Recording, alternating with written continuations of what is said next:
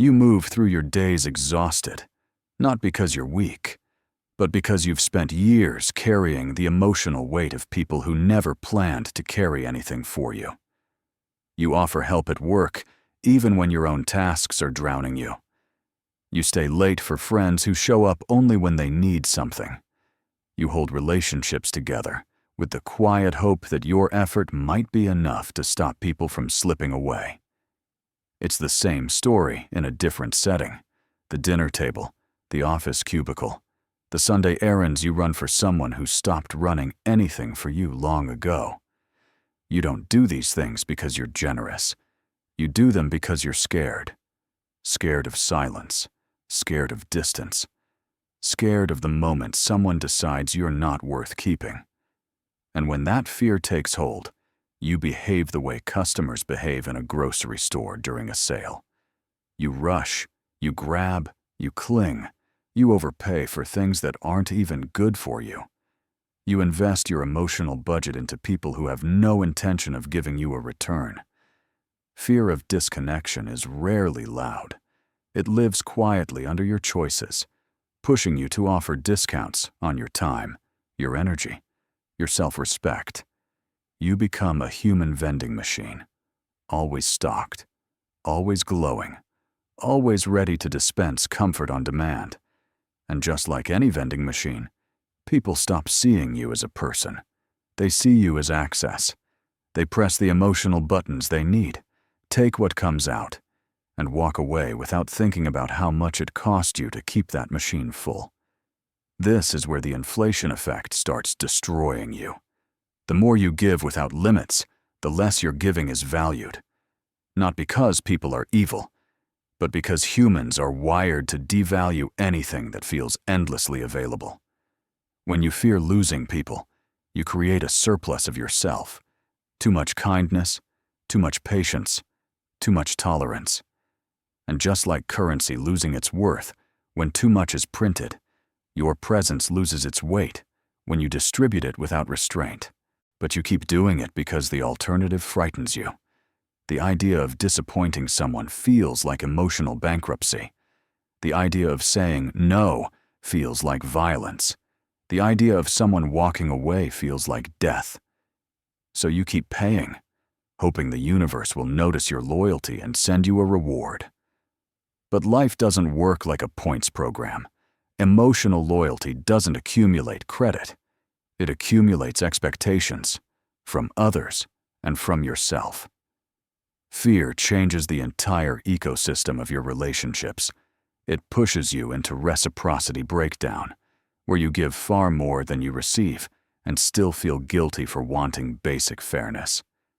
It distorts your perception of normal and convinces you that your value comes from your usefulness, not your existence. It makes abandonment feel like the ultimate threat, so you compromise just to avoid the discomfort of someone's displeasure. And the saddest part is this: the people you fear losing never fear losing you, because you've shown them you'll tolerate almost anything.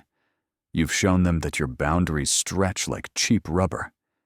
You've shown them that your self-worth bends under the pressure of their needs. This fear of disconnection becomes the architect of your suffering. It chooses your relationships. It shapes your decisions. It drains your energy. It keeps you in emotional contracts you never signed. And while you think you're preventing abandonment, you're actually practicing self-abandonment every day. Now forget whatever you're dealing with today. Let's walk through the truth together. You rarely notice the moment it begins, the slow erosion of your boundaries. It doesn't arrive as a dramatic collapse. It shows up quietly, disguised as politeness, tolerance, or being the bigger person. One small compromise, then another. A late-night favor, a skipped need, a swallowed frustration. Each one feels insignificant, like a tiny crack in a wall you assume is still strong. But cracks don't stay cracks. They spread, they merge, they reshape the entire structure until one day you look at your life and realize the wall is no longer yours. This is the boundary erosion cycle, a psychological slow burn that turns you from a person with preferences into a person who exists primarily to avoid disappointing others.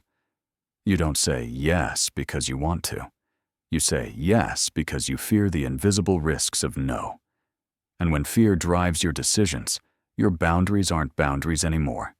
They become suggestions, optional, flexible, easily overridden by anyone who pushes a little.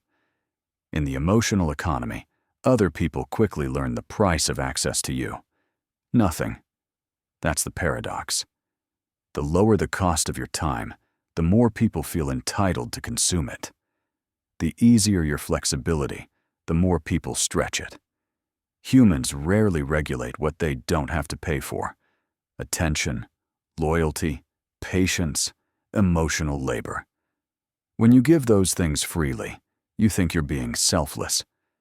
But in reality, you're altering the incentive structure of your relationships. You're telling people, there is no limit.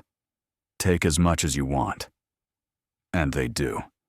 You might call it kindness, but kindness without boundaries is not kindness. It's self-erasure disguised as virtue. The deeper tragedy is that you don't even realize it's happening. You believe you're maintaining harmony when, in truth, you're negotiating away your own identity. You tell yourself you're easygoing. You tell yourself you're adaptable. But adaptability becomes a prison when you can't stop bending, even when you're breaking. The gratitude paradox also kicks in here. The more consistently you help, the less surprising, and therefore less appreciated, your help becomes. The first time you save the day, people thank you. The 10th time, they assume you'll do it. The 100th time, they forget you had a choice. What was once generosity becomes expectation, and expectation becomes entitlement. As this cycle unfolds, your emotional needs start shrinking to make room for others. You apologize for wanting rest. You feel guilty for needing fairness. You convince yourself that asking for respect is somehow too demanding. This is how self-worth erodes, not in a single catastrophic moment, but through countless micro-abandonments of your own needs. Boundary collapse also breeds resentment, not from others, but from you. A resentment you swallow because you've conditioned yourself to avoid conflict at all costs. You don't address it. You don't name it. You recycle it inward, transforming it into shame. You tell yourself you're overreacting. You tell yourself you should be stronger, more patient, more giving. You internalize the belief that your discomfort is a flaw, not a signal. This erosion changes how you show up in every space: the workplace, friendships, family.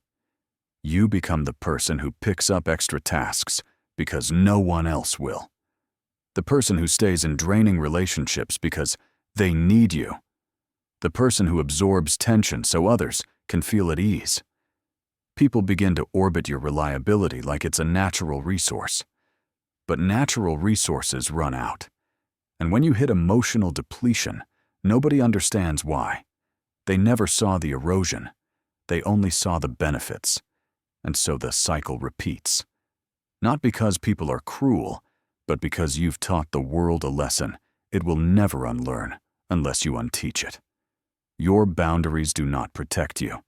You protect everyone else from the consequences of your boundaries. You walk through life carrying contracts no one else has signed. Invisible agreements built from hope, fear, and the desperate need to feel chosen.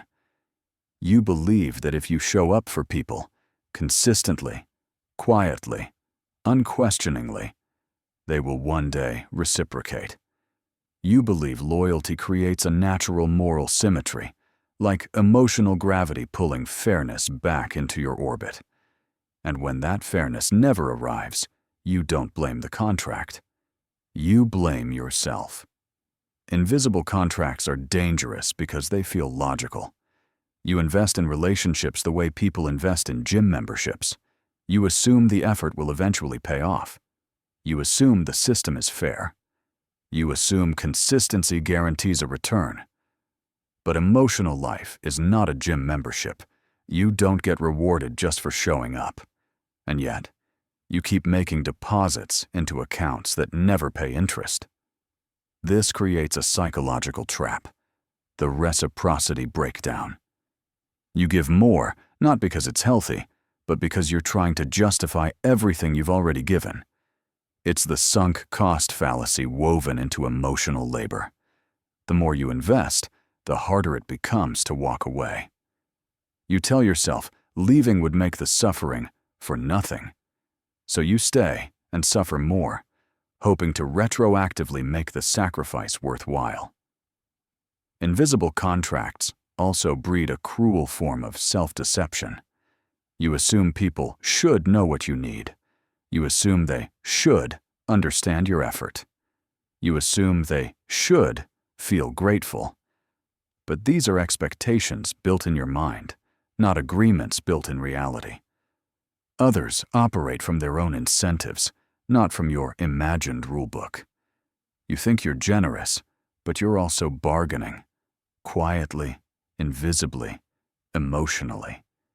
You think giving without asking for anything is noble, but you're secretly asking for everything: appreciation, affection, loyalty, stability, permanence. You want people to treat you as you treat them, even though you haven't communicated what that treatment actually requires. You believe you're forming emotional equity, but what you're really forming is emotional debt. Debt only you keep paying. And this is where the gratitude paradox sharpens its edge. When people don't meet your silent expectations, you don't confront them. You confront yourself. You double your effort. You increase your availability. You extend your deadlines. You soften your voice. You shrink your needs. You hope the universe will take notice of your suffering and reward you with someone who finally understands. But hope is not a strategy. Hope without boundaries becomes a form of learned helplessness. You start believing you have no real agency. You start assuming your value is tied to how much you can endure.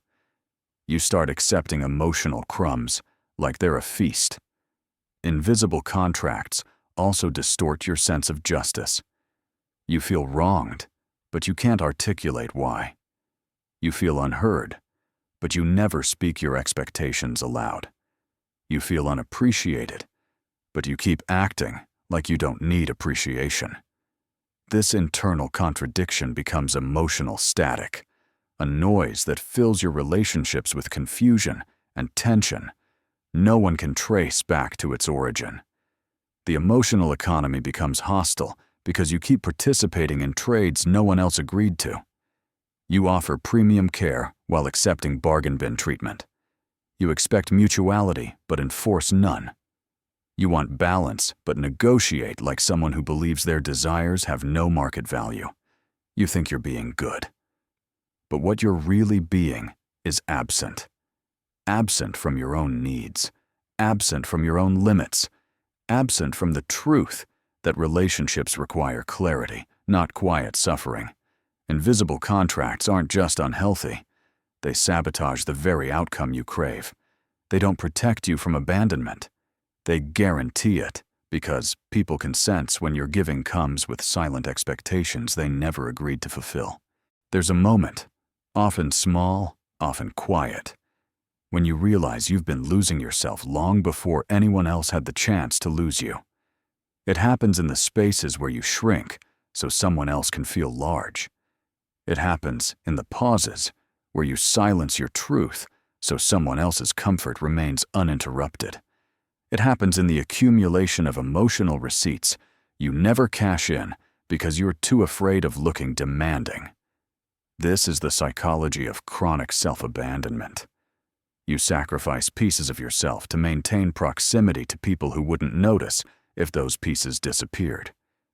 You become emotionally cost-effective, giving more than you should because you fear the moment someone evaluates your worth and finds it lacking.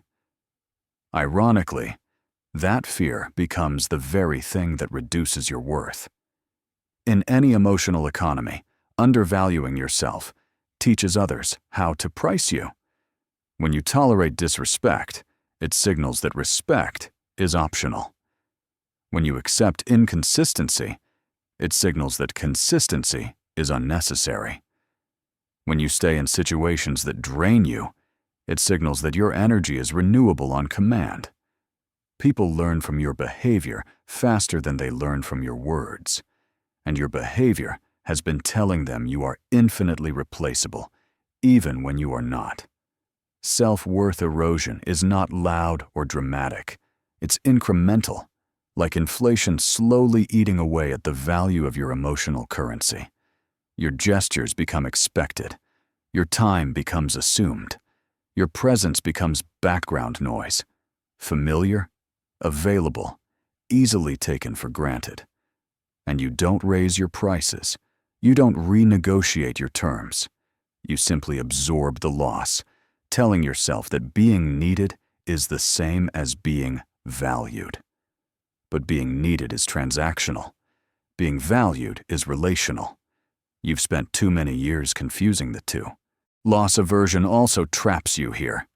You cling to relationships not because they nourish you, but because the idea of losing them terrifies you more than the idea of losing yourself. Psychologists call it a bias. You treat what you currently have, even if it's hurting you, as more valuable than what you could gain by letting go. You fear the empty space more than the toxic presence, and so you grip tighter, hoping your persistence will transform dysfunction into intimacy. But nothing transforms when you abandon yourself. Self-abandonment doesn't inspire others to love you. It inspires them to use you. People who love you will meet you halfway. People who fear losing you will also protect the relationship. But people who merely benefit from you, they will drain you until you finally collapse. This is how you become a resource rather than a person. You become the colleague who quietly takes on the extra workload because you always do. You become the friend who listens for hours but receives minutes. You become the partner who forgives too quickly and asks for too little. You become the one who rationalizes mistreatment with sentences that start with, at least. At least they're still here. At least they didn't mean it. At least it's not as bad as it could be. But those sentences are not gratitude.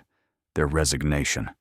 They're signs of someone who fears emptiness so deeply that they tolerate emotional scarcity instead. And this is the harsh truth. When you lose yourself first, losing you becomes easy for others. Nothing feels at stake when you don't stake anything on yourself. You worry that walking away will make you look cold or selfish. But staying in self-abandonment makes you invisible, and being invisible is far lonelier than being alone. You've been performing emotional contortions to stay in places where the only version of you that is welcomed is the one who demands nothing. But the cost of that performance is your identity, your dignity, and your ability to experience genuine connection. You can't be loved if you refuse to exist. You can't be respected if you refuse to matter. You can't be valued if you refuse to set a value. Self-abandonment doesn't keep people close. It keeps you small. There comes a point where the fear loop becomes so familiar that you mistake it for identity. You think it's just who you are. The dependable one, the forgiving one, the endlessly patient one. But these traits didn't grow from wisdom. They grew from loss aversion. From the quiet terror that if you stop overfunctioning, people will stop choosing you. Breaking this loop doesn't begin with strength. It begins with clarity. The clarity that your fear has been running your emotional operating system for years. The clarity that you've been negotiating your worth at a discount because you believed scarcity was safer than solitude. The clarity that you've been protecting people's feelings more fiercely than you've ever protected your own. When you start examining the fear, something uncomfortable emerges. Most of the people you're scared to lose are not people who nourish you. They're people who drain you, emotionally, psychologically, energetically. Yet you cling to them because they represent continuity.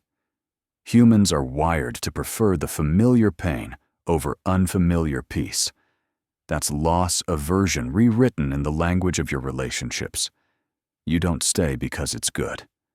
You stay because it's known.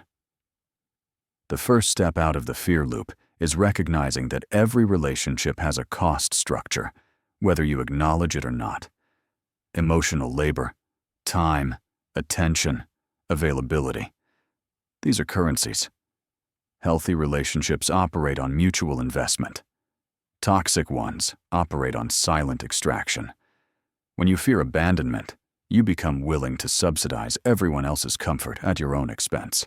But in doing so, you distort the entire incentive structure.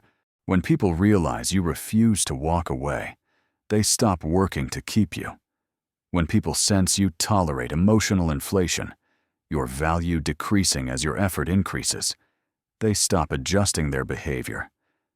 When people know your boundaries are theoretical, they stop believing you have any. This is not cruelty, it's psychology. Humans respond to incentives, not intentions. Breaking the loop requires one simple but radical shift. You must be willing to lose people who take advantage of your fear. Not through anger, not through revenge, but through a calm recalibration of your emotional economy. You start by raising the price of access, not dramatically, not as punishment, but as acknowledgement of your worth. You stop offering premium treatment to people who give you baseline effort. You stop granting loyalty to people who treat you like an option. You stop maintaining one-sided emotional contracts that drain you into numbness. And yes, people will react.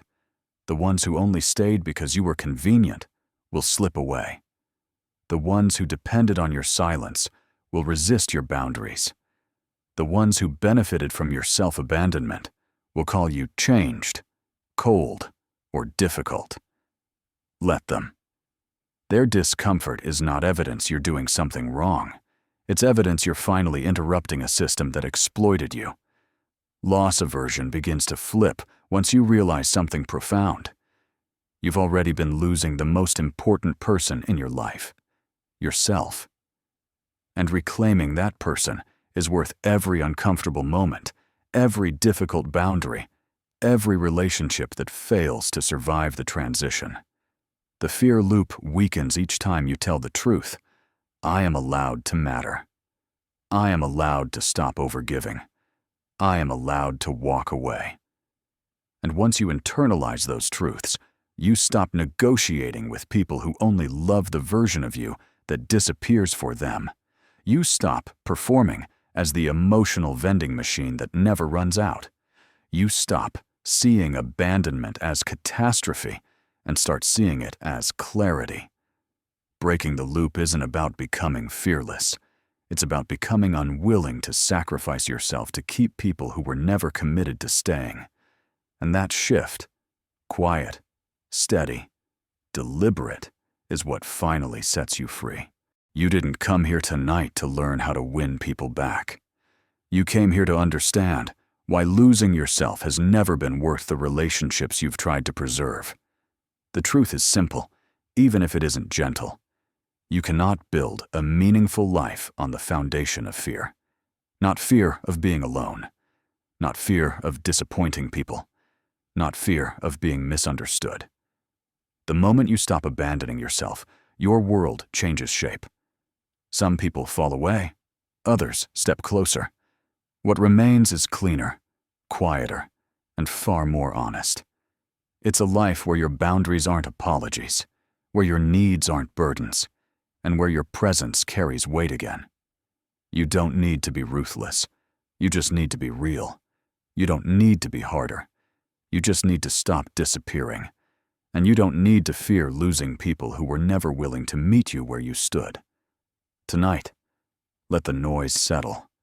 Let the truth breathe. And let yourself return to yourself. Gently, patiently, fully.